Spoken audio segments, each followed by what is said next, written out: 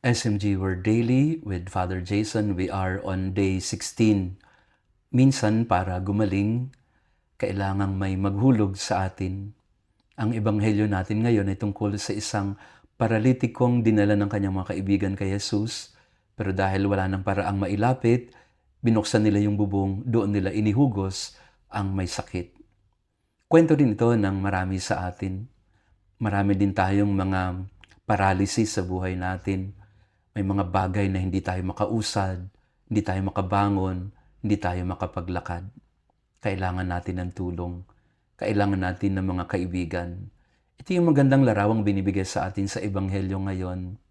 You can't do it on your own, and you can do it all alone. You need a little help from your friends. Kailangan natin ng mga katuwang, kasama kalakbay sa buhay. Ganyan ang papel ng mga mag-asawa. Kailangan nagtutulungan. Ganyan ang papel ng mga magkakaibigan, sinasalo ang isa't isa. Hindi tayo pwedeng magyabang na sabihin natin sa sarili natin na, kaya ko yan, magaling naman ako, maparaan ako. Naaabuso tayo pag ganyan. May mga pagkakataon, ang mga tao laging iniisip, lagi kang malakas, lagi kang magaling. Oh, si ate, lapit tayo sa kanya, gagawin niya ng paraan yan. O si kuya, lapit tayo sa kanya, kasi alam niya kung anong gagawin. Minsan kailangan mo ipakita din na mahina ka, marupok ka, na hindi mo kaya ang lahat. Sa isang pamilya, ito ang dapat na nananaig.